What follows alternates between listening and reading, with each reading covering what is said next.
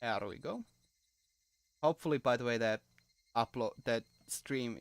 Wow, there is over 21k of dropped frames. There really was a point in the stream where the stream lagged really hard, huh? That is rather unfortunate now, isn't it? Oh well.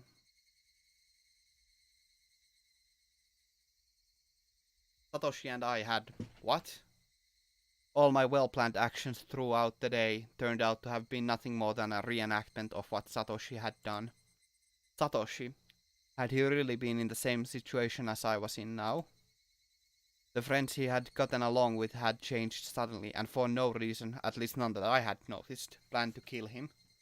Then, fearing for his life as I am, he got a bat to protect himself and carried it around every day to practice his swing. Entirely during reset here.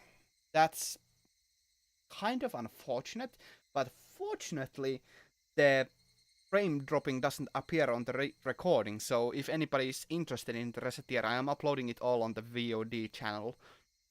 So at the very least, those who want to check it out can check it out. And there I have arranged all of the streams or all of the games in their own playlist, so people can easily check those out in a proper order as well. So nothing should be lost. I think. I hope. Carried it around every day to practice his swing. And then one day, suddenly, he transferred. My blood went cold, causing a prickling sensation to course through my veins. Starting near my heart, it radiated outwards, from the top of my head to the soles of my feet, chilling every part of me without recourse. What did she mean by transfer? What did she mean by transfer? Was Satoshi still at wherever he transferred to? Was he the only one who would be able to understand me? Would he be able to tell me why it all ended up like this? More importantly, where did he transfer to? What did she mean by transfer? What did she mean by transfer? Before I knew it, I was at my front door. The frigid knob was hard to turn. Was nobody home? It wasn't that odd of an occurrence. I reached into my pocket and pulled out the single key attached to my first steel keychain. I stepped into the entryway. Just as I was about to take off my shoes, a chill ran down my spine. Someone had entered right behind me, like a classmate messing around, standing right up against my back. You're kidding, right? It had to be my imagination. Logically speaking, it was impossible for someone to be able to hide their presence within my personal space all the way through the door. But there was undoubtedly someone behind me. Hey now, Keiichi. How do you know they are there even though they're behind you? Because I could hear the sound of flowing hair. There's no other reason I'd hear that sound. That was the presence. Because I could hear the sound of them blinking. Keiichi Maebara, there's no way you could hear that. It was mostly instinct than anything else that was warning me of that presence. Common sense was telling me it was just my imagination. It was my imagination that there was nobody behind me. It was my imagination there was nobody behind me. I began to erase the mental image of an eerie figure standing behind me. But at the same time I asked myself, if there was nobody, then what was I feeling as an uncomfortable sensation crawled up my spine?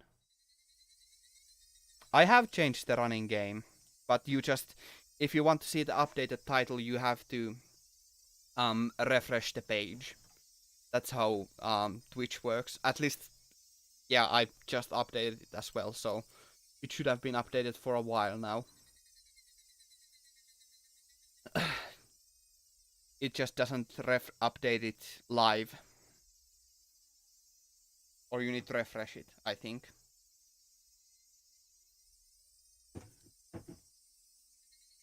Actually, wouldn't it be better if there was somebody? Wouldn't it be better if there was somebody there? If there was nobody there, then when you turned around, would you be able to accept that? I'd be able to answer all those questions just by looking behind me. But I didn't have enough courage to even do that simple task. Not the game! That's weird.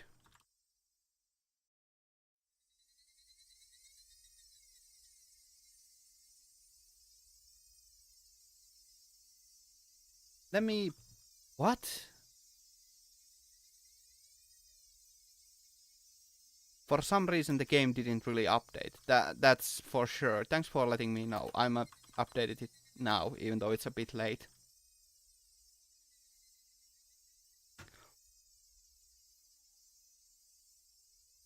Well, now it's updated.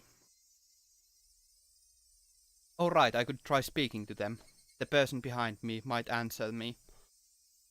It was a random thought. I didn't care how I went about it, just as long as I didn't have to turn around. If I had calmed down and thought about it, I would have known that we got someone new. We do?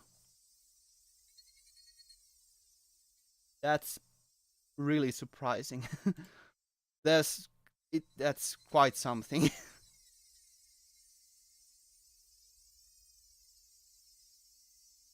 Anyways, back to the game.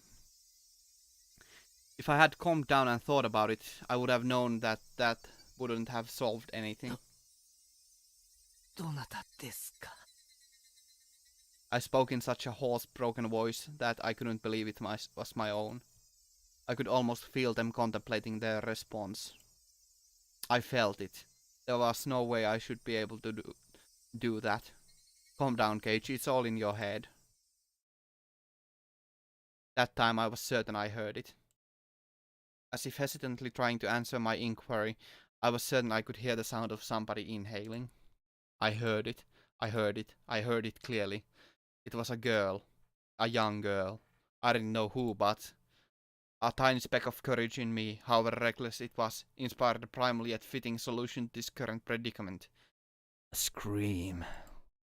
All the force in my body released from my lungs and through my throat, seizing all thought process in my head. Suppressing all my thoughts and emotions, I began to collapse like a house of cards, somehow managing to twist my body and look back as I did so. It was definitely there. Right there. Somebody was there. Until the moment I turned around, until I brought the area behind me into my field of vision, they were definitely there. Falling face up, my eyes traced the remnants of their presence suspended in the empty space. It couldn't be. They were invisible. They looked like they weren't there, but but were they actually still standing there? As I screamed, all the emotions I was holding back burst in a violent wave.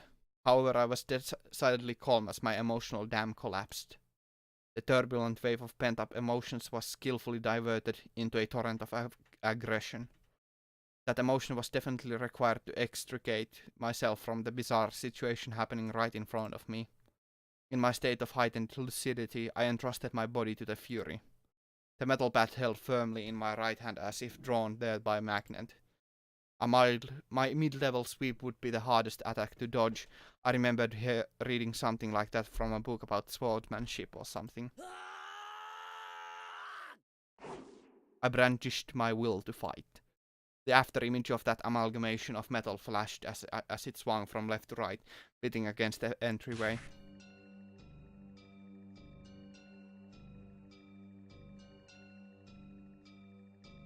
Creepy music.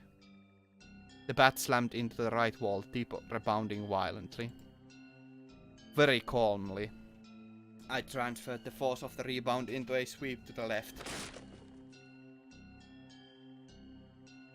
The door of the shoe cupboard was split into pieces. Those two swings whiffed through empty space, but they seemed to have a great psychological impact on the enemy.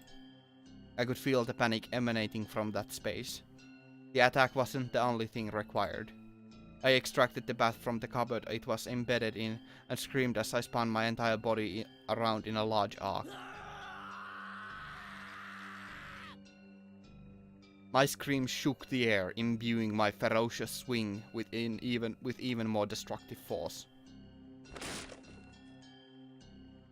Crack! Without mercy or restraint, my violent strike, with certainly fatal force behind it, shattered the top of the cupboard. None of my attacks struck the enemy, but my ferocity had certainly seemed to impact them. Breathing heavily, my entire body soaked in sweat, the invisible enemy there but not there dispersed. When I was certain that the enemy had retreated, I locked the front door and latched the chain. No way, had it only feigned retreat and was now inside my house? Once again I channeled my aggression and searched the house for the presence. But it was gone. I had succeeded in fending it off. At that moment the tension drained from my body and I let out a deep sigh of relief. All of the emotions I had been holding back chaotically merged together and began to float out. A hodgepodge of fear, accomplishment and disbelief all mixed together and began to flow through my body. Unable to deal with each individual feeling, I beat them all back with the strongest exhaustion. Even in this moment, I remained composed. After checking that all the doors throughout the house were locked, I went up to my room on the second floor and closed the curtains. I straightened my back and tilted my head back a little. After clearing my mind of all my idle thoughts, I managed to calm down even more. What was that at the front door? There was definitely something there. Thinking about it, maybe it was just an apparition I dreamt up in my confused state, but I really didn't think that was the case. Calm down, Keiichi Maebara. Compose yourself. But no matter how calmly I thought about it, what just happened wasn't a figment of my imagination. It was obviously a supernatural phenomenon. And without a doubt, something was behind me. It wasn't some sort of illusion I saw amidst my confusion and disorientation. Proof? I had just one piece. The one piece. When I asked who is it, they inhaled as if they were about to answer. That sound had clearly reached my ears. The situation I was right now was still unclear. Either I'd been possessed by the supernatural phenomenon known as Oyashiro-sama's curse, or this was a ruse by the villagers who believed in it and were imitating it. Either way, their motives were unclear. The roundabout way it had been done was also still a mystery. If it was perpetrated by humans, that would mean admitting it was Rena and the rest of them doing it, but it would be solvable. Oishi-san and the rest of the police would surely arrest my enemy. But if it was a manifestation of Oyashiro-sama's curse, I wondered what would happen. Oishi-san very clearly declared that curses didn't exist. At that time those words were pretty dependable, but as things were now, with the rising possibility that the perpetrators were not human, he suddenly seemed quite unreliable. If I told Oishi that this was the work of Oyashiro-sama's curse, what would happen? I couldn't imagine his reaction, but it would go without question that a void would expand rapidly between myself and Oishi-san. With me having so few allies to begin with, and not being able to confidently declare whether or not this was a curse or not, there was no merit to doing that. I'd better keep the facts of what just happened at the doorway to myself. It would be better if I didn't add what happened to the memo behind the clock. There was still the ever so slight possibility that I was actually confused when I thought I was composed and I was just going berserk in the entryway. How wonderful would that be if that was really what happened? I would be able to refute Oyashiro-sama's curse. But if I denied Oyashiro-sama's curse, then that would mean admitting that Rena and the rest were the perpetrators. If I said that Rena and the rest weren't the perpetrators, then that would mean believing in Oyashiro-sama's curse. But then, by denying both of those, I would be admitting that I myself was losing it. The three options from which I couldn't choose became a trilemma of sorts. They mixed together and formed a whirlpool in my mind, making my head spin. Once again I straightened myself and leaned my head back slightly to cool myself down. Calm down, Keiichi. Accept what has actually happened as reality. Stop thinking of anything more than that. But I couldn't help but to think of it. How wonderful would it be if it turned out I was delirious and everything up until now was a figment of my imagination. Oyashiro-sama's curse wouldn't exist and I would still be bestest buddies with Rena and the rest. I would have to be crazy. That was the first time in my life I'd ever wished for such a thing.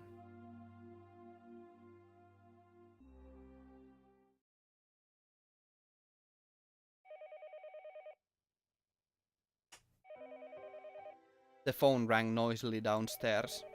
Generally there were no calls for me, so I never really answered the phone much. But since my parents weren't here, I had no choice. I squirmed off the bed and went downstairs. もしもし、前原です。圭一、お母さんだけど。I intuitively had a bad feeling about this. It was because I thought she was going to ask me to go out and buy some things. So I took the initiative. 何？別に俺、夕食はインスタントでもいいよ。まだいっぱいあったでしょ。The other day we went out as a family and bought a whole case of cup noodles. I wanted to get a bunch of different kinds actually, but they refused since the individual packs were expensive. So instead we got a whole case of mega-sized pork bone and ginger flavored ones I liked. But my parents don't like strong flavors and didn't touch any of them, so the cupboards were still full of them. だからさ、買い物に行く必要はないんじゃないの？圭一、買い物のお願いじゃないの。お父さんとお母さんね、お仕事の関係で急遽東京に行かなくちゃならなくなったの。え？今から？ This was really abrupt. もう着いちゃってるの。お昼には出発してたからね。It's quite a distance to Tokyo from Hinamizawa. Gunning it at full speed down the highway would still take 6 hours. Dad has a license, but since he doesn't like the highway, they likely took the train. It would have taken longer. 圭一もお父さんとお母さんの話を聞いてたからわかるかもしれないけど、お父さんのお仕事の契約がね、今ちょっとうまくいってないの。Understandable. Now that she mentioned it, I did remember that they talked all the time about how his job prospects weren't looking so good. お父さんはそういうのに繊細な人だから、このままだとお仕事にも影響が出ちゃうの。Part of my father's particular fragile artistic personality, his emotions changed as easily as the fall sky. You could also say he couldn't take criticism. でも、そんなの電話でやり取りすればいいじゃないか。圭一、お父さんのお仕事なんだから、もうちょっと応援してあげて。ね。とにかく電話よりも直接会って話した方が早いの。誤解もないし。As their son, there was nothing more I could say once they started talking about work. だから帰るのは明日の晩になっちゃうの。Tomorrow night. 一人で大丈夫よね。別に死にゃしないよ。Yeah, about that.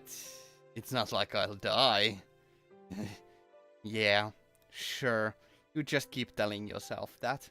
圭一、死んじゃうなんて軽々しく言っちゃダメよ。心配事があったら相談してね。母さん、きっと相談に乗れると思うから。Yesterday I did bring up if I died rather abruptly, so I supposed they were a little worried. But really, I was more depressed by the fact that nothing would be solved by telling them. But I didn't plan on dying. At least not while I still knew nothing. I would never allow it. 死なないよ。俺は、あがいてでも生き延びる。そう。じゃあね、明日の朝、ちゃんと起きるのよ。朝ごはんは食べてね。お風呂と歯磨きも忘れないのよ。へいへい。そんじゃ。The call ended like that. Sometimes my parents went off to Tokyo for business meetings. But Tokyo was far away. They normally did things by phone. The times they did go were normally planned out in advance, but it never happened this suddenly. I couldn't say that those circumstances didn't feel strange, or rather unnatural. Anyway, I only needed to recognize the reality of the situation. That tonight, I was the only one in the house. That when my parents came back from work, I'd be gone, missing, vanished. Looking back on the series of events of the precious 5 years involving Oyashiro-sama's curse, it wouldn't seem that strange at all. Come to think of it, it was getting pretty late. I didn't think it was good that the only light in the whole house was from my room on the second floor. It was the same as broadcasting to the enemy that my parents were gone and this was their chance. First I ran to the living room, flicked on the lights and turned the TV onto a reassuring volume. Next was the study. I similarly turned on the lights and some music. With this, from the outside it would look like my parents were here. Once again I went through the house and checking to see if there was anything left unlocked. When I saw the veranda and laundry still hanging out there, I went pale. That would have made it too obvious. I needed to take it down. I snatched down the laundry haphazardly and erased all traces that my mom wasn't there. It should be fine now. Ah, the garage. They hadn't gone all the way to Tokyo by car, but they had gone up to Okinomiya station. The garage was empty, wide open and in plain sight. This was not good. I panicked and rushed out the back to close the normally open garage door. It should be fine. Now I needed to get the paper. Mom always got the paper. Since they left in the afternoon, the evening paper was still out there. My premonition was correct. I pulled out everything from the mailbox and dropped it in the entryway.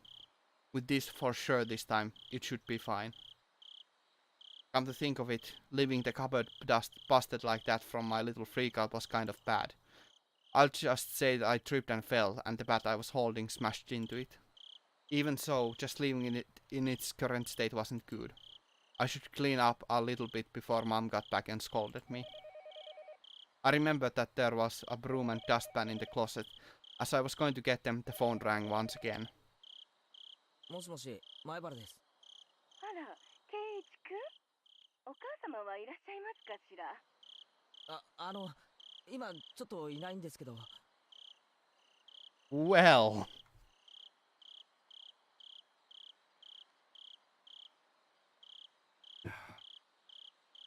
That is rather bad news. I got a real bad feeling about this. You idiot, Keiichi Maebara. Don't reveal that your parents are gone. You can follow up still. Calm down and take care of it. すぐに戻ると思います。 That wasn't a good response either.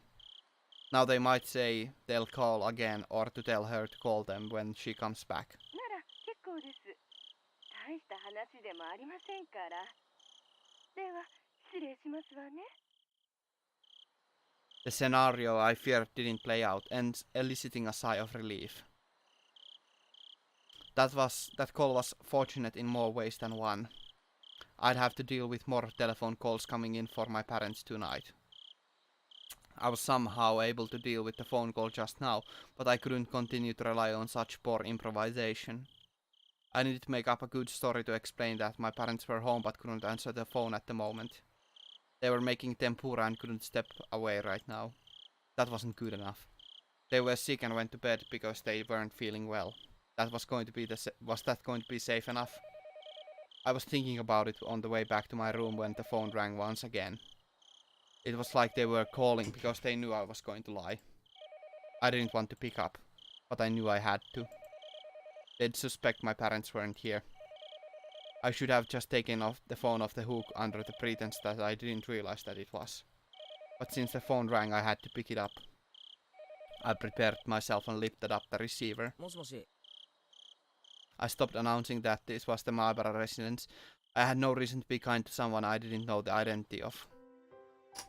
But unlike my uncouth voice, the person on the other side sounded goofy and lighthearted. どうも、夜分遅くに申し訳ありません。私、沖宮書房の大石と申しますが。大石さんですか。前原さんですか。こんばんは。お元気そうで何よりです。ちょっと待ってくださいね。 I grabbed the portable handset and rushed up to my room with it. It was the same no matter where I was since there was no one else home, but I wanted to be in a spot that felt just a little bit safer when speaking on the phone with Oishi-san. お待たせしました。いかがですか、その後お変わりは。Since then, when was that exactly? There was something about the brazen way he talked that rubbed me the wrong way. The last time I spoke with Oishi-san was 2 days ago. The day I stayed home from school, I met Oishi-san on the way back from hospital and we headed into town for lunch and had a talk. Then after that, Rena and Mion came to check up on me. Whenever I spoke with Oishi-san, they always knew about it. It was like that since the first time I met him.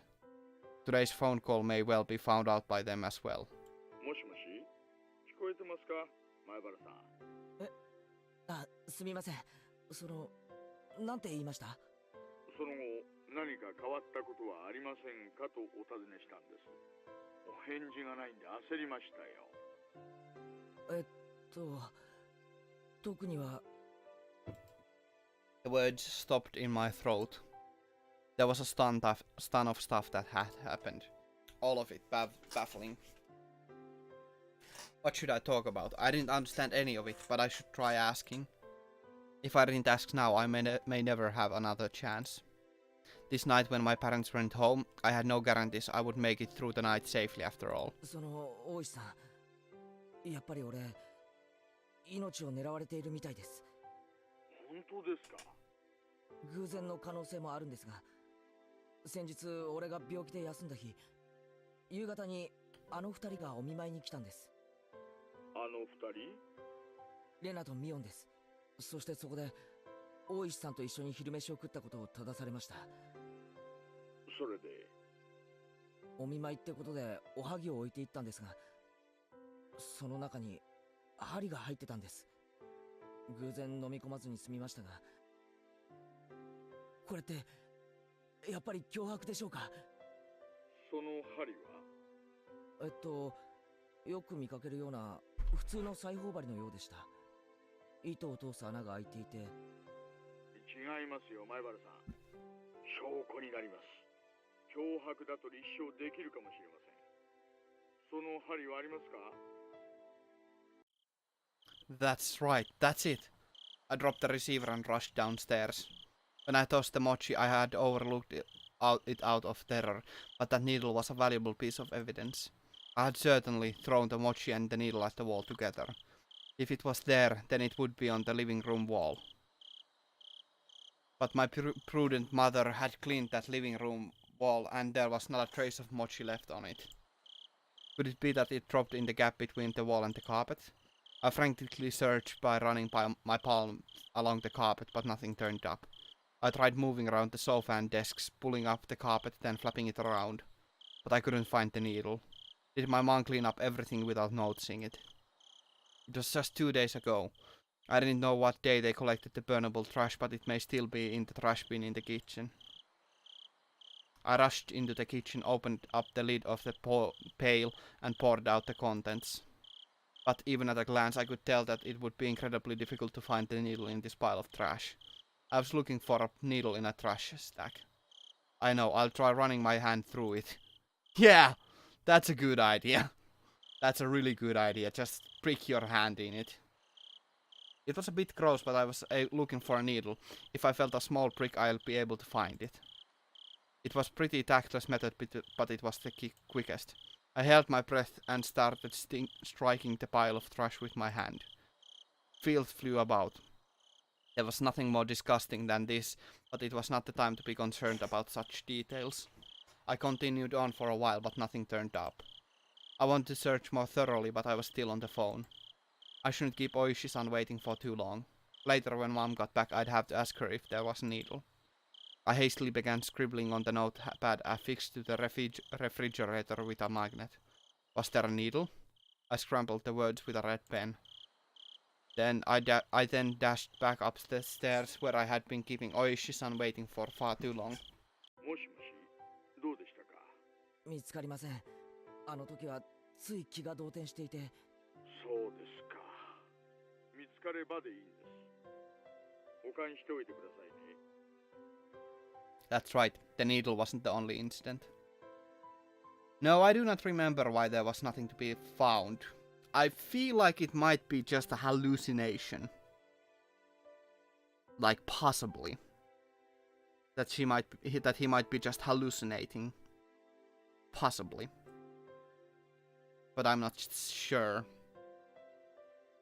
That's right, the needle wasn't the only incident. I had to tell him about this morning with the hit and run. あと大石さん、それだけじゃないんです。実は今朝。that van was definitely aiming for me. I could say that without question due to the circumstances at the time. その車のナンバープレートは見ましたか？こちらでも探してみます。 Damn. I just flipped out yelling at him back then, but I didn't look at the plate. What failures on my part with the needle and the plate number. I was so focused just protecting myself that I let some of the most important details slip out of my grasp. I punched my pillow, annoyed at how worthless I was. すみません。白いワゴン車ってこと以外はわかりません。 Thinking back on it, the fact that he didn't get even a sprain from that incident very much could believe that he is just hallucinating from the... I remember that there was some sickness in the city, in the town. So, yeah. 仕方ないことですよ、前原さん。惹かれかければ気も動転します。やっぱりこれだって偶然じゃないですよね。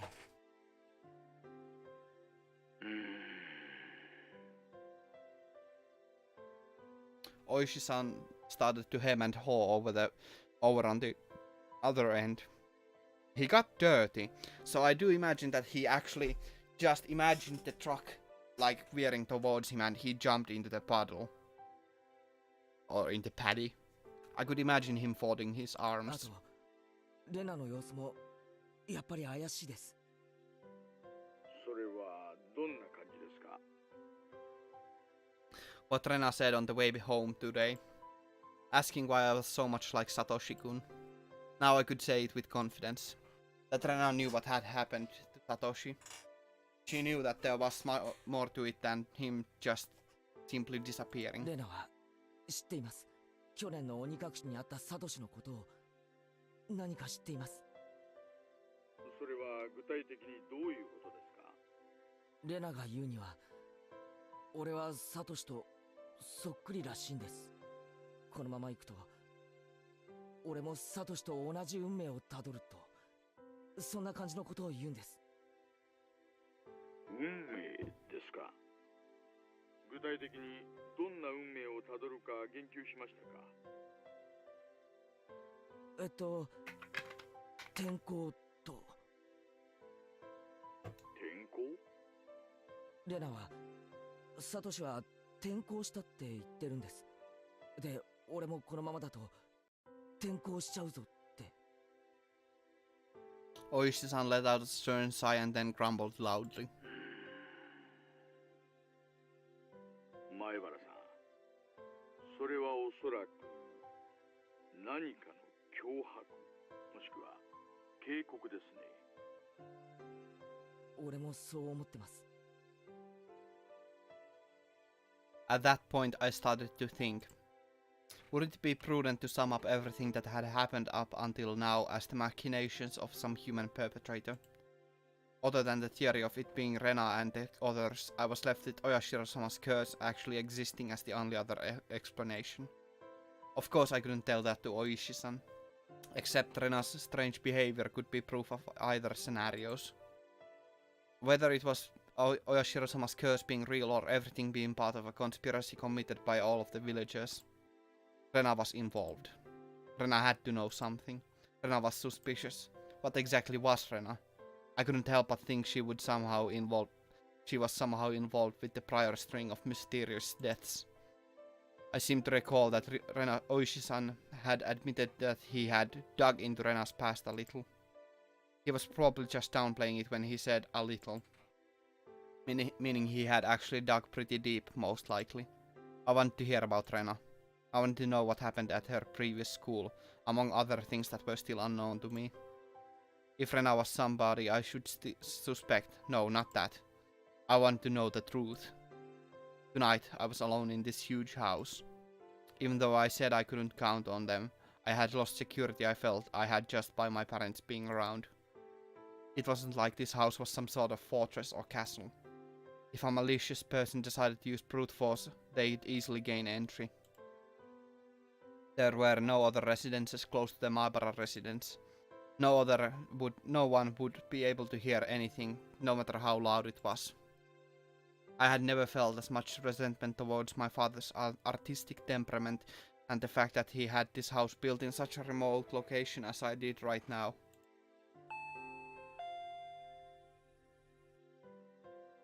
Eee. I wondered if I would still be here by tomorrow morning. So I had to ask, right now, because I had no idea when the next chance would come. 大石さん、聞きたいことがあるんです。隠さないでくださいね。ええ、何でも聞いてください。Even though he was so far away on the other end of the line, this was the most reliable he had ever felt. I wanted to ask about Rena, about what happened at her previous school. 実はレナの I noticed a sound that had been going on for a while now. Since I was so focused on the call, I hadn't paid attention to it at first, but I finally realized it was the doorbell. Time was 7 o'clock. It was past the time the postman would be making a delivery, and past any sensible time for a neighbor to be visiting. I considered just acting like nobody was home, but that wouldn't be good. That would ruin all the work I put in making it look like my parents were home. I needed to answer the door. もしもし、前原さん。あ、すみません。誰か来たみたいですので、ちょっと玄関に行ってきます。お客さんですか。すみません、すみません。今夜のお電話はこれくらいにしましょうか。That would be a problem. あ、いえ、すぐ戻りますから。電話はこのままでいいですか？はいはい、構いませんよ。I dropped the handset on my bed and dashed down to the door. My heart is beating so fucking fast. This is just unbelievable. I needed to make up a good excuse to get them to leave. I had a hunch it was the lady who called right before Oishi-san did. Oh, I can feel my heart beating right out of my chest. In which case it would be one of the neighbors who's friends with my mom. I'll just say mom isn't feeling well and went to bed early. That would be the easiest option.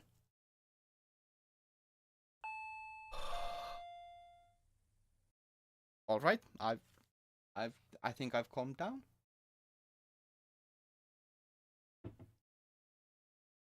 Okay, I'm calm. It'd be hard for her to ask me to wake my mom up if she's not feeling well. The bell continued to ring at regular intervals.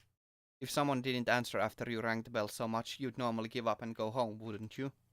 Without removing the chain, I opened the door slightly and peered out at the visitor. A chill ran down my spine. I knew it. Somewhere deep inside, I had prepared for this moment. I tried to escape by imagining it was the easiest person to deal with, one of my mom's friends. こんばんは。レナ。 There shouldn't be any reason for Rena to come over at this hour. The timing also made me feel uneasy. Because it was just as I was about to ask Oishi-san about Rena. I wish I could have chalked up this up to mere coincidence. But those unsettling words from Mion several days ago echoed back to me. さーてね、おじさんにわからないことはないからね。レナ一人。うん。It seems that Mion wasn't with her. But that didn't change the situation at all. 何しに来たんだよ。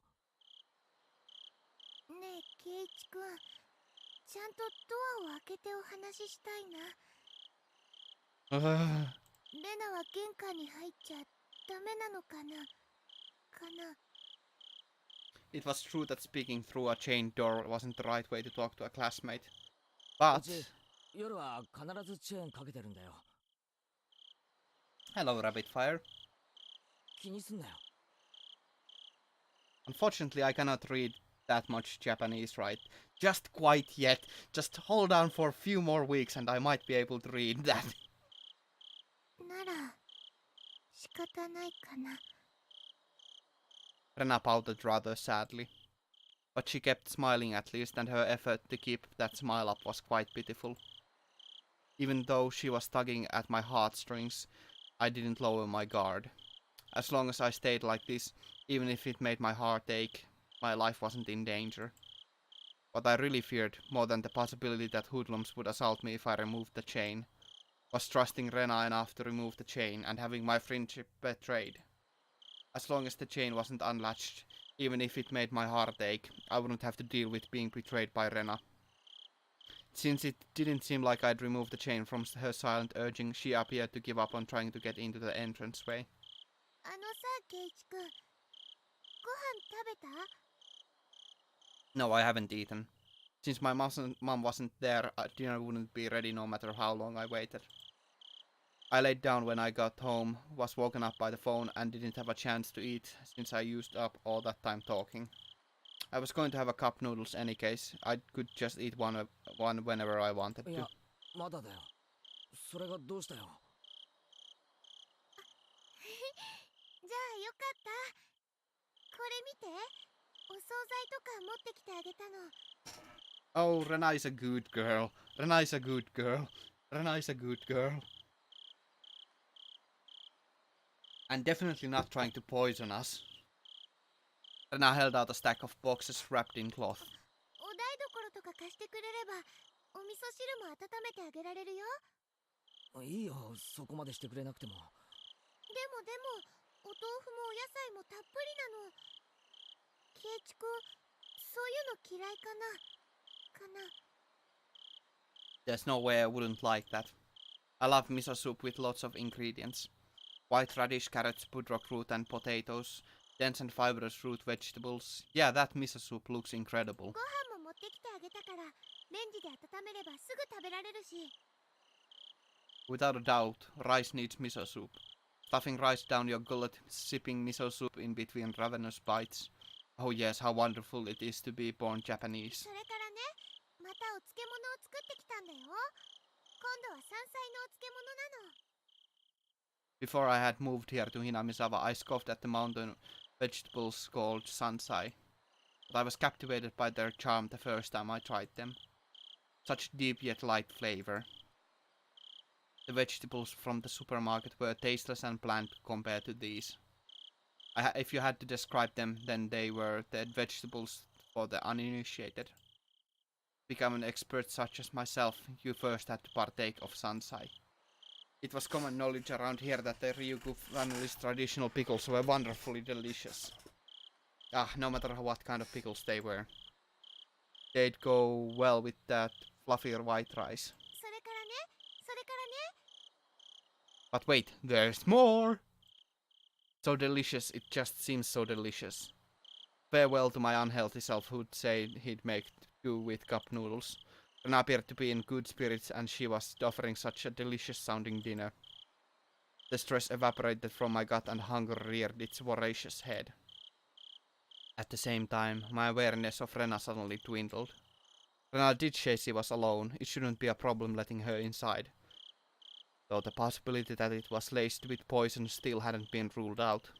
At that moment a cold chill ran down my spine once again.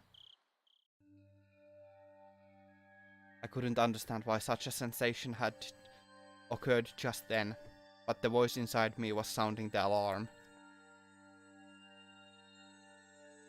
This happy Rena, speaking of this charming dinner, was dependent on one premise. And that premise was that tonight dinner hadn't been made at my house, meaning it was under the assumption that my mom, who should be making it, wasn't here. At any normal household, 7 o'clock would be around the middle of dinner time. If my mom were here, we'd be eating dinner around this time as well. The fact that she brought over all the makings of a meal at this time was inherently strange. Unless she knew. Rena, did she know that my parents weren't home? But there was also the chance that this was a bluff.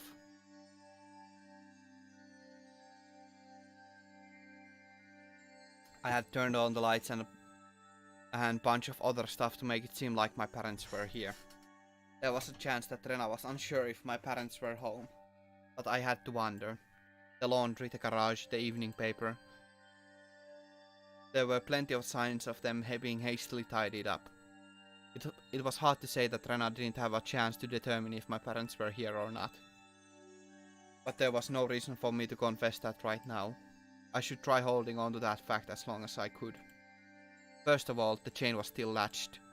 As long as I didn't take it off, Rena wouldn't be able to do anything to me. ありがたいんだけどさ、もう少しで夕飯ができるみたいなんだよ。そうなの？そうなの？せっかくで申し訳ないんだけどさ、その Oh shit, I think I'm gonna piss my pants in fear right now. Unable to think of a good way to refuse, my words trailed off weakly. でもちょっとはおかずになると思うな。悪いけど間に合ってるよ。うちのお袋ってさ、結構おかずをいっぱい作るんだよ。だから Eesh. I don't feel good about this, guys. おかずあるの？ With a smile that bordered on a cringe, I dodged her questions apologetically. But the feeling I tried to ignore began creeping up my back again. I spoke as if my mom was setting down dinner right now, but it didn't mesh well with what Rena was saying. Rena was talking as if she was aware of some obvious fact. And that I was aware of it as well. ケイチくんもおかずとか作れるんだね。Yeah. 何を作ったのかな？いや、別に俺が Rena had assumed out of nowhere that I had made the dishes. No, not so much that I had made them, but rather that my mom hadn't. 本当に作ったの？おかず。ケイチくんが？だから俺が作ったんじゃないよ。I am afraid to go on any longer. And that's where we end the stream. Okay, that's a good place to end. And I'm gonna go to sleep right now. No, we are going to continue until the end of this chapter. お袋が作った。いや、作ってるんだよ。今。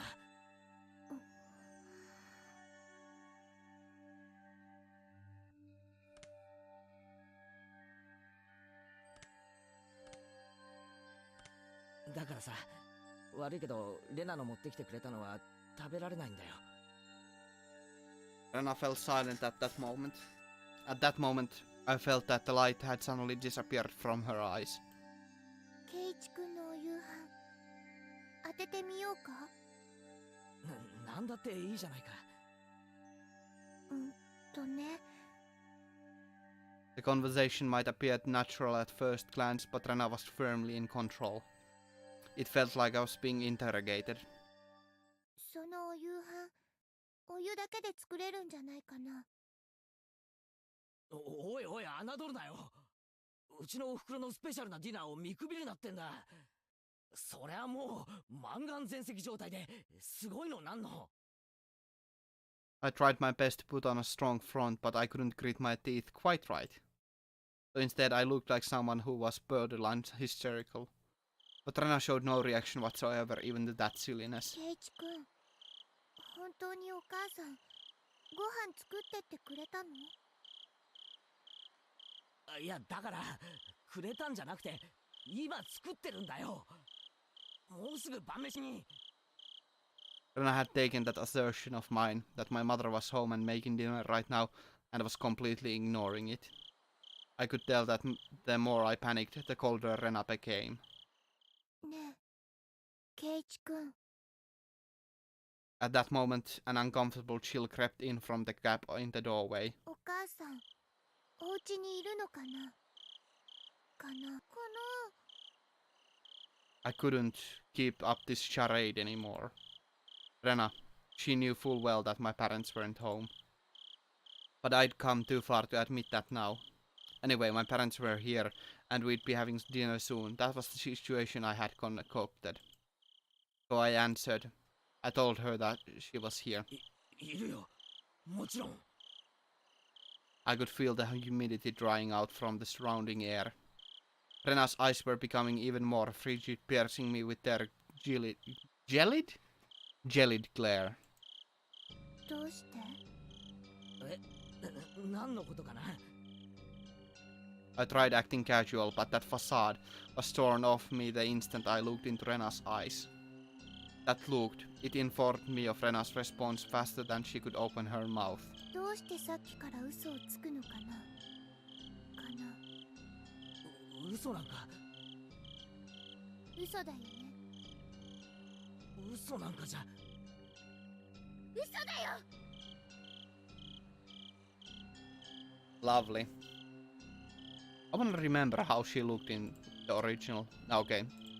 She just looks ridiculous. This looks terrifying. Rena's outburst sent a jolt surging through my body. Rena and I were still separated by what few inches that slightly ajar but still chained door could afford. But despite that, I was still being cornered. My house, which I'd considered a safe haven until now, had become more like a dark alleyway where no one could save me. ケイチ君のお夕飯当てるよ。ね。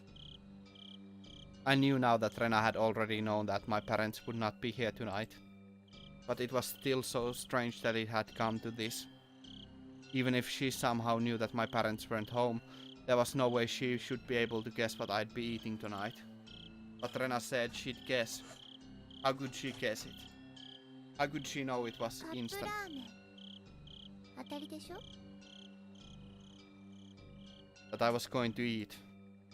Wait, the cooking repertoire of a man who can't do housework is probably nothing but cup noodles after all. Looking at this statistically, it was the most probable answer. That didn't mean she was guessing. ラーメンだけじゃきっとお腹すくと思うな。ご飯とかも一緒の方がきっと腹持ちいいと思うよ。 Calm down, Keiichi Maebara. This was just a coincidence, and I was just reading certain tales of mine. So the fact that she was inferring what I was thinking alarmed me. But it wasn't as if she was actually reading my mind.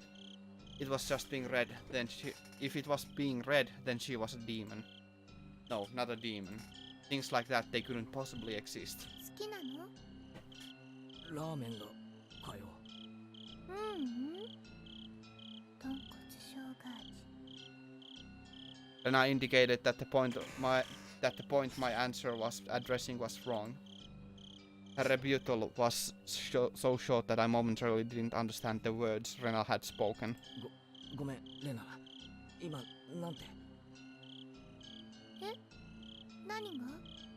今さ、何が好きって聞いたんだよ。It wasn't long before I regretted how carelessly I'd pushed forward with that question. It was such a simple answer, that was why I wasn't able to comprehend it. 豚骨生姜味。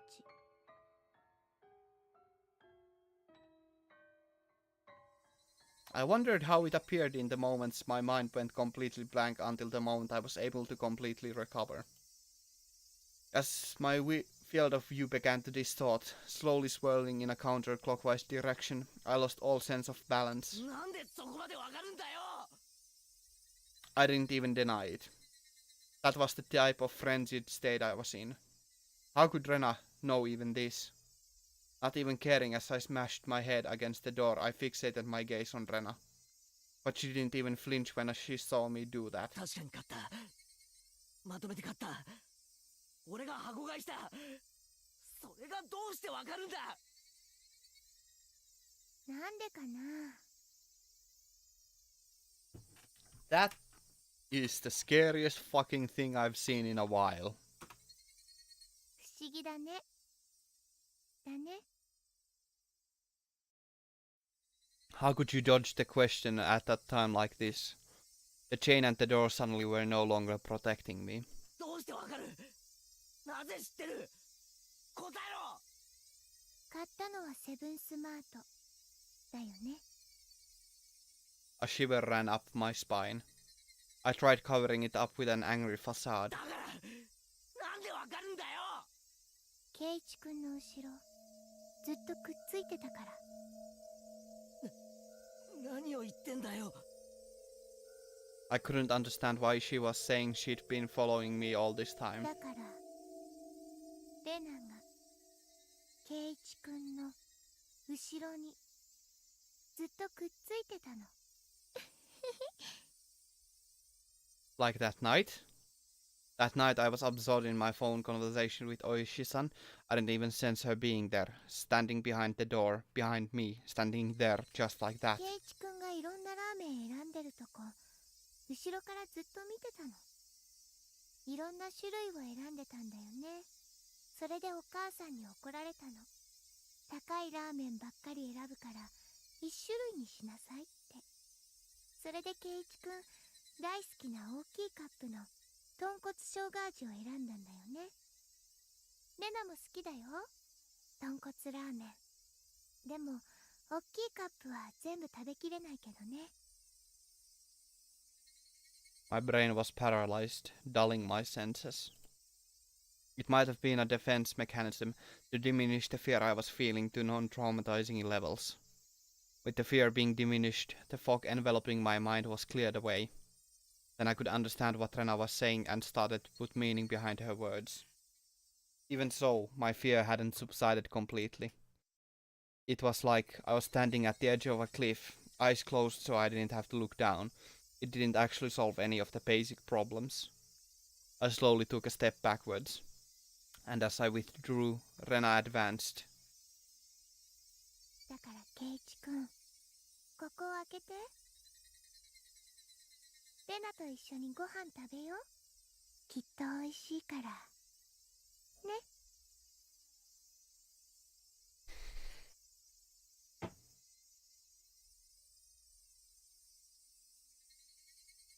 So unnerving. Rena's pale, slender fingers squirmed through the crack in the door one at a time, as if they had a mind of their own, rattling the chain. If she had unlatched the chain from the door, a feeling of terror would have just exploded within me. But Rena didn't do that. She was simply imploring me to remove the chain. She was doing her hardest to light the fuse to the powder keg in my heart, trying again and again.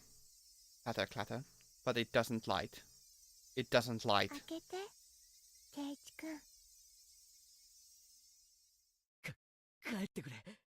頼むから。帰ってくれ。どうしてそんな意地悪を言うのかな。帰ってくれ。帰れよ。帰れ。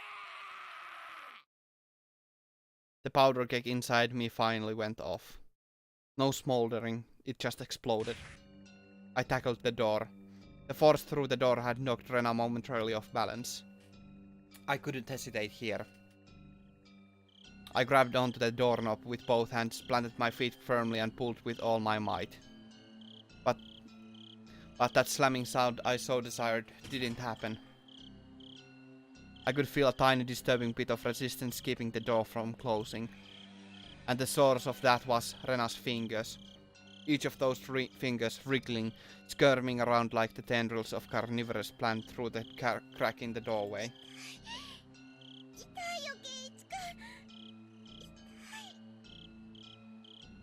It wasn't a harsh shriek, but more of a yelp she was trying to keep back. I kept on pulling on the door with all my might. I didn't even realize that if I didn't loosen my pull on the door at least momentarily, Rena wouldn't be able to pull her fingers out, and that was why the door wasn't closing.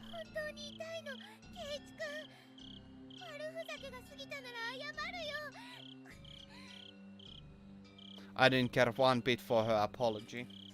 No matter how much she apologized, it didn't change any of what she had done up until now. It didn't change anything.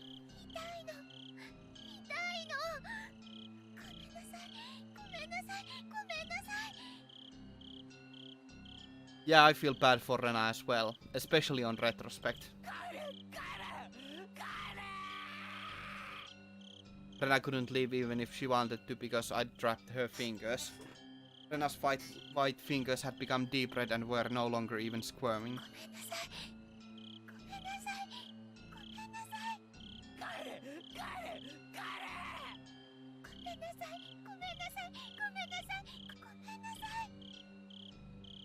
Rena's apologies were occasionally twisted with pain, but like a broken record, she was intent on repeating it over and over. Go away, go away, go away, stop it, stop it, stop it, stop it, stop it. I pulled on the door even harder. Finally, Rena's fingers were somehow able to slip out from their imprisonment in the doorway. The moment that happened, the door closed soundly, and I could hear the thud of Rena falling on her butt on the other side. I locked the door immediately. It made a loud clunk, voicing my rejection to Rena. ごめんなさい、ごめんなさい、ごめんなさい、ごめんなさい。圭一くん、ごめんなさい。ここを開けて、圭一くん。 Rena leaned against the door, apologizing profusely and nothing else. After confirming that I was sufficiently sealed off from her, I trudged away from the entryway. On the other side, I could still hear Rena echoing her apology. I'm sorry, I'm sorry. Those pitiful words, they would be forever seeking my forgiveness. I didn't feel bad about this at all. But that wasn't out of any sort of malice. I felt a sort of hazy sense of relief that I was able to escape from Rena. Before, Mion had threatened me at this doorway, saying there was nothing she didn't know. And just now at the same place, Rena told me the same thing. My feeble attempts to disguise the fact my parents weren't home had served no purpose from the start. I should have just pretended to be out and not even opened the door. My meager plans hadn't helped at all. In Hanamisawa, it was possible to out with them. Even though I was on the other side of the door, I wanted to get away as far away from Rena as possible. 1 step, 2 steps, with each one her sniveling apologies became more distant. I sprinted up the stairs and dove into my room.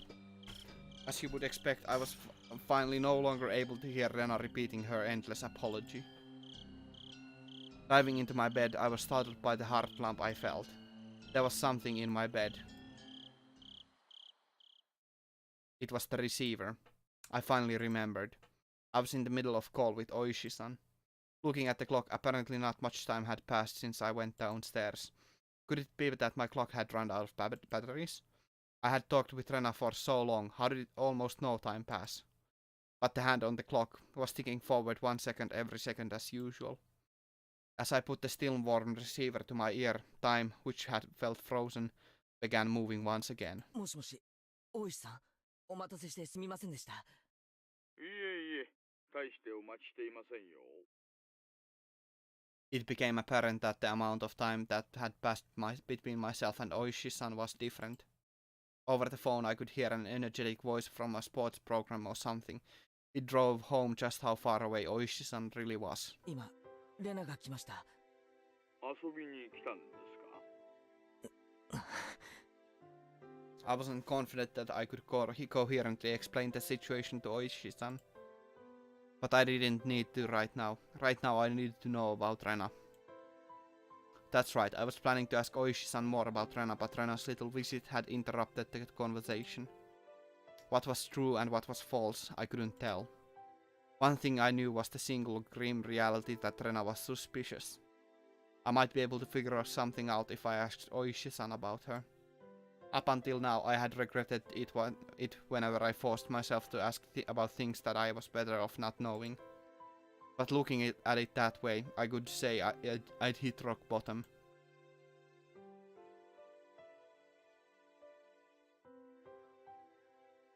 There was no possible way I could feel any more regret than I did right now. No, rather, I wanted to know if there was anything beyond this I would regret more. Forget about tomorrow. It wasn't out of the realm of possibility for something to happen tonight. I wanted to know everything I could. I was absolutely not going to die like this. Not without knowing anything. I definitely won't. レナさんのことですか？調べましたよ。まあ簡単には。I understood that Oishi-san was talking in circles. A bit meant I dug so deep it would be hard to discuss with you since you're her friend. その簡単なすべてを知りたいんです。あなたが聞いて面白いような話はありませんよ。大石さん、 I spoke as calmly as possible to Oishi-san, who was continuing to avoid the issue. And then I said it. 竜宮レナは怪しいと思っています。過去の事件がたとえお社様のたたりによるものだったにせよ、竜宮レナは関わっています。レナさんが怪しいと思える具体的な証拠があるのですか？ The manner in which Oishi-san spoke became very firm. You have some sort of proof? That was him talking as a detective. 状況証拠だけです。そうですか。I could tell even over the phone how disappointed Oishi-san was. Pulling on the fishing line when he felt a bite only to reel in the bait. Disappointed but ready to cast the line once more. That's how it seemed. 大石さん、目に見える証拠がなければ動けないんですか？ What I meant was, you can't come and save me without proof. I stuck that barb in there. As Oishi-san loved roundabout ways of saying things, he understood me just fine. 大丈夫ですよ、前原さん。あなたは私が守ります。 Sure you will. That was not the least bit reassuring. Oishi-san was just using me to continue his investigation. I was just going to get killed, and my corpse would be an important piece of evidence. That was all I was to him. 大石さんの捜査は俺の生死と無関係でしょうが、俺は死ねば終わりなんです。 Oishi-san went silent on the other end of the line. That may have been too blunt, but I didn't care. All I needed to relay to Oishi-san was that I was currently in a very dangerous position. だから話してください。レナのこと。サトシは転校しました。多分俺もそれほど遠くない将来、レナの言う転校をするでしょう。ですが大石さんには俺の死体を見つけることもできないでしょうね。現にサトシの死体だってまだ見つけられてない。前原さん、どうか落ち着いて。 I was already suppressing my agitation, even without Oishi-san having to tell me. It wouldn't solve anything if I continued to scream about my mistrust in the police. It would seem that I could only depend on myself and the bat Satoshi left behind to protect myself. Then I at least wanted to know about what happened before Rena transferred schools. つまらない話になるのは覚悟の上ですね。 Okay. Oishi-san, realizing my resolve couldn't be swayed, finally caved. 今の俺にとってつまらない話は何一つありません。お願いします。まずいくつかお断りすることがあります。はい。他言無用でお願いします。また内容には一部憶測も含まれているかもしれません。すべてが真実ではないかもしれないということです。よろしいですね。真実ではないかもしれない。言ってる意味がよくわかりません。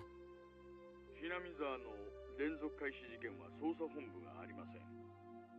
毎年の事件はここに扱われています。ですから竜宮レナが捜査線に浮上したことは一度もないのです。 Yeah, probably will stop after the tips for this one and probably play about an hour of Persona 5 after taking a little bit of a break for some evenings. Well, it's morning now. Morning snack, so yeah. つまりですね。レナの調査は警察としてでなく個人として行ったということですか？ご理解いただけて助かります。話のほとんどは電話、もしくは会って聞かせてもらったものばかり。 Good to know that the next one will be quite a long one. ですから裏が取れていません。 Although I can imagine why, all things considered. 鵜呑みにしないでほしいということなんですよ。ご理解いただけますね。全部聞いた話だけなんですか？ええ、申し訳ないです。個人調査ですのでね。あれ、以前レナのカルテを見たって言いませんでしたか？確かにそう聞きましたよ。 Oishi-san paused for a moment on the other end of the line. そんなことも言いましたかね。気のせいということにしてください。 I didn't care about Oishi-san having certain obligations and responsibilities. I also didn't care if there was no proof. Even if there were just rumors, there's no smoke without fire after all. 話してください、大石さん。 This has already been quite a long chapter after all, so... わかりました。 Oishi-san finally opened those tight lips of his. It seemed that Rena lived in Hinamizawa a long time ago. She had moved to Ibaraki Prefecture after she finished elementary school. Then following that, right after transferring, the unfortunate incident with the breaking of the school windows happened. Then Rena confided to the doctor. It was Oyashiro-sama. This was all that he knew. 私が知る話も前原さんと大きくは変わりません。ではどこを詳しく調べたんですか？ I didn't need to ask. It was the incident that happened just after she transferred. レナが起こした事件とその後の医者での告白ですね。 No, I actually do not remember her motivation, which will make this all quite... No, I currently do not have any predictions. It's very possible that she's just psycho. But yeah, I have no idea. はい。大石さんはその内容を知っているからこそレナたちを疑っているんですね。疑っています。やはりレナたちが犯人。ああ、いえ、疑うとはそういう意味ではないんです。Oishi-san was the type of person to say things with confidence, but these particular words were less than reassuring. Not revealed explicitly in the anime. Okay. Okay.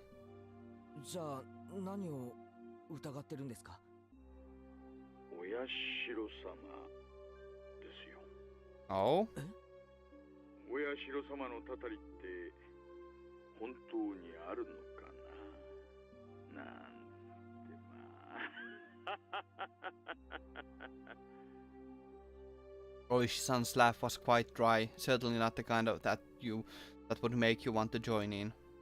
Oishi-san resumed the conversation about the dubious circumstances behind Satoshi's disappearance, the course of events up until the start of delving into Rena's past.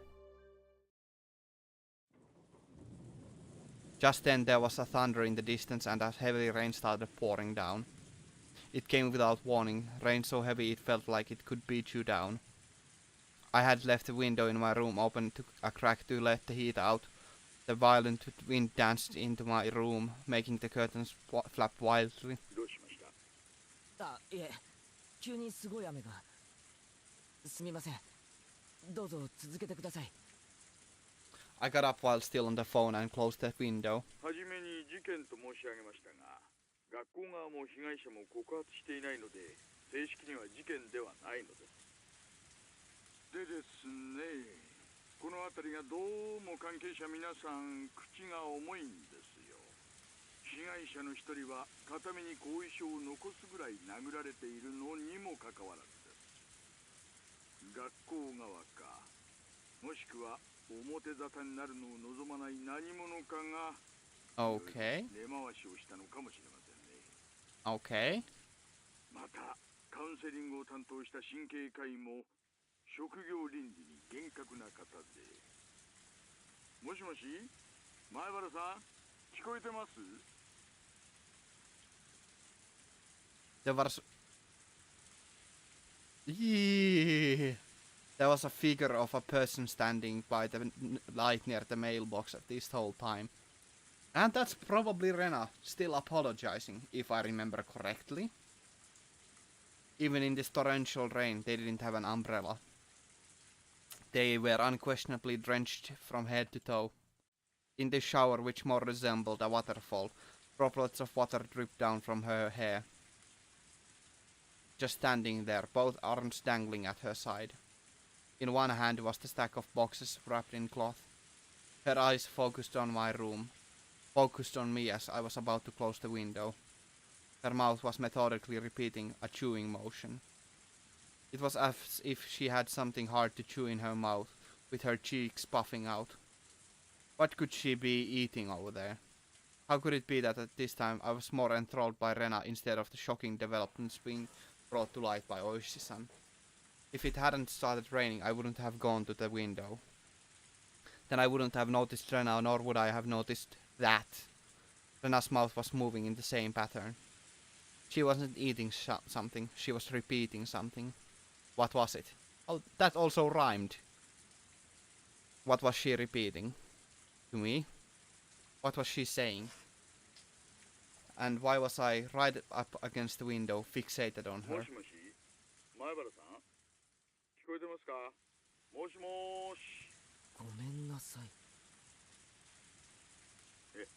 前原さん、ごめんなさい。ごめんなさい。ごめんなさい。ごめんなさい。ごめんなさい。ごめんなさい。ごめんなさい。もしもし、前原さん、どうしましたか？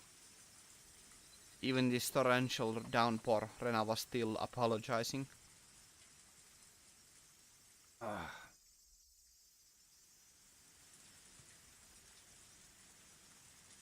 The other self inside me drew the curtain hastily with my right hand, blocking my view of the outside.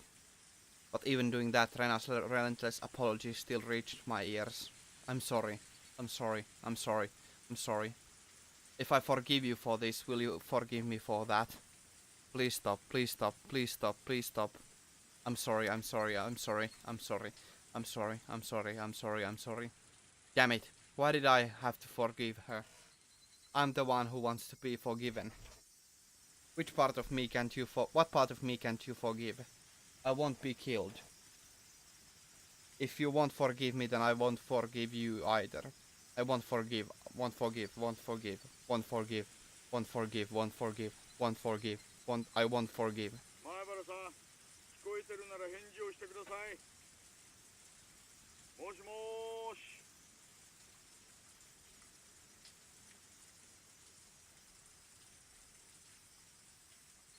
Is that the end of the chapter? Finally? It has been quite a long chapter, but even if this isn't the longest chapter, it has been quite a long one regardless. New tips. Reign of Apologies achievement. Split personality? よく映画などに登場しますが、簡単に言うとどのようなものでしょうか？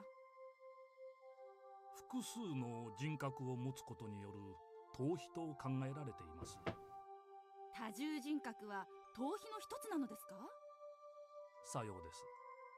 そのメカニズムは完全には解明されていませんが、例えば貧乏な人がお金持ちになった自分を想像するという現実逃避ってありますよね。これも多重人格のわけ Okay, です。 see ya, Nagels. Have a good night. Night. Hopefully it hasn't been too creepy. 極論はできませんが、講義的にはそう解釈できます。つまり誰にでもあり得る現象なのです。その現実逃避の見境がなくなると二重人格になるのですか？ちょっと難しいですね。そう提唱する説もありますし、否定する説もあります。諸説紛々です。では精神医学の世界ではまだ多重人格というのは未知の解明されていない現象なんですか？残念ながらそうなります。今後の研究が期待されます。でも二重人格なんてなんだかかっこいいですよね。どういう人が二重人格になれるんですか？なれると言いますか、なりやすいと言いますか。最近の研究では遺伝と死因が複雑に絡み合い、中でも幼少期の育児体験が大きく作用するのではないかと言われています。そういえばこの A 君も家庭に問題を抱えてるんですよね。気の毒に。Oh, I wonder who they are talking about. 7つの人格を持つ青年 A。 Oh, okay. では VTR の続きをどうぞ。 Okay, it's just somebody else. ですがその前にコマーシャル。 What a hilarious joke.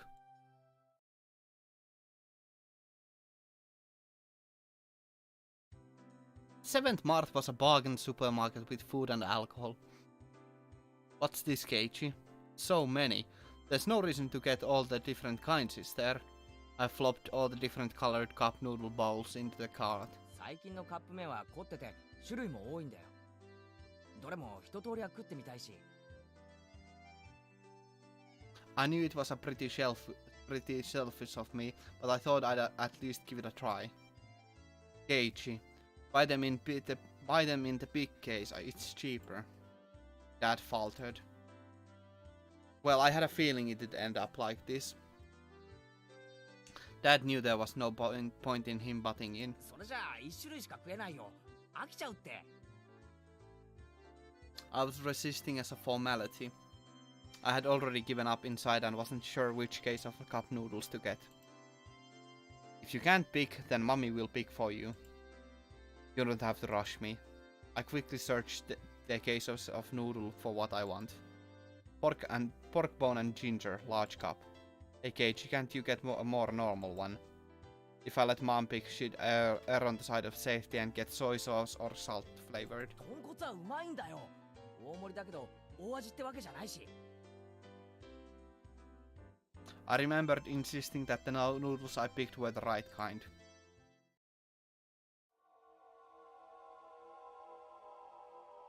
In this frozen memory in time, this encapsulated world, I didn't have the power to look around my surroundings. So, I did what I could and reached out with my hearing and vision, sharpening my senses to find the presence I overlooked. No matter how much I searched through my field of vision, I couldn't see Rena. I rewound the situation, searching. But of course I couldn't find her. Then, was she spying at me from my blind spot? I go through the sound and presences again. I could sense the other customers. They were all mixed about, moving as they please. There was nobody looking over this way and no one trying to get behind me. Not here? Couldn't be here. Probably wasn't here. I would definitely notice if someone was right behind me, even when I wasn't on my guard. I smiled wryly at the thought of using vague word like probably right before contradicting it with definitely.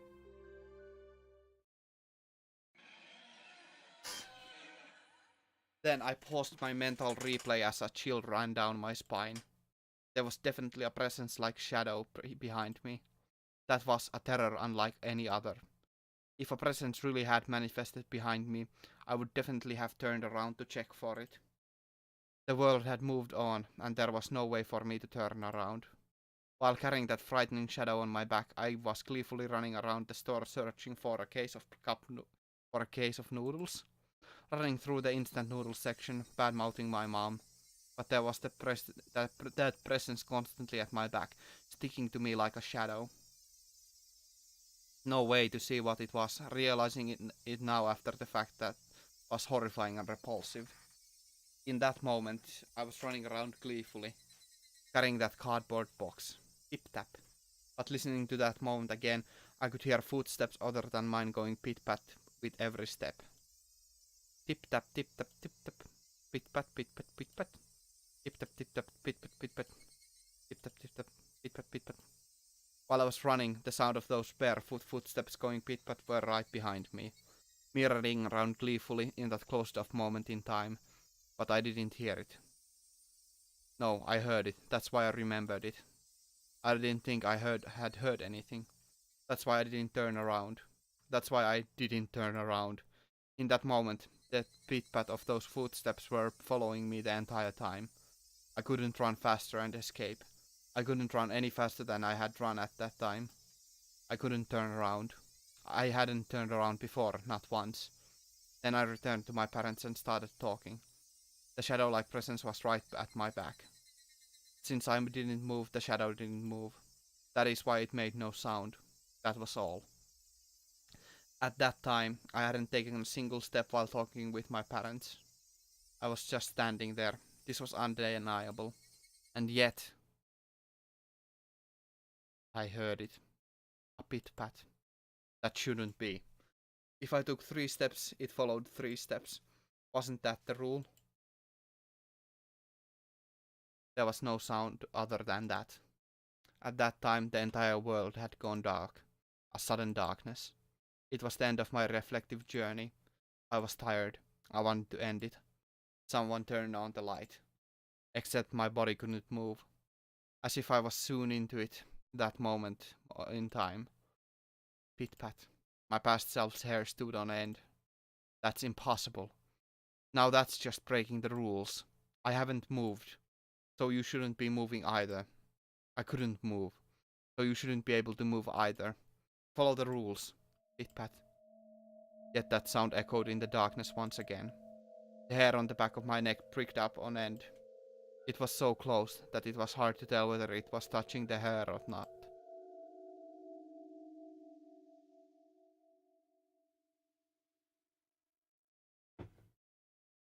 Why couldn't I move, like how the presence was moving behind me? Yeah, being sewn into something. Actually, I have sewn my own finger at one point, and it was incredibly painful, so... like with a sewing machine. But yeah, sewing people together, that would be really disturbing. I quickly realized I could move. It's just that I was scared and didn't want to. But now was the only time I could turn around. It was something unforgivable in this moment in time, but I needed to turn around immediately. As if my entire being was trying to force me to stop, it began to administer pain like a needle being stuck into my every pore. I'll turn around. I'll turn around. I'm not scared at all. I'll turn around. I'll turn around. I'm not scared at all. A scream I was unable to vocalize. Roar. Yeah, unable to vocalize that. I turned around. At first I couldn't understand the meaning of it. What's this? The situation in front of my eyes. It felt like it was like a mouth biting an apple and slurping the juice the way you would do with an apple. My mind was being eaten. It began to munch down, slurping the juices because it was like an apple. Meaning what was in front of me was...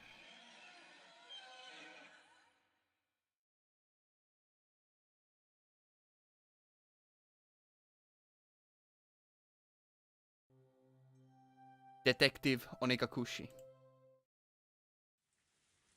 I have a feeling that we are at the end of the... we are pretty soon at the end of the Onikakushi. So it has been quite fun. But now we'll change the game. So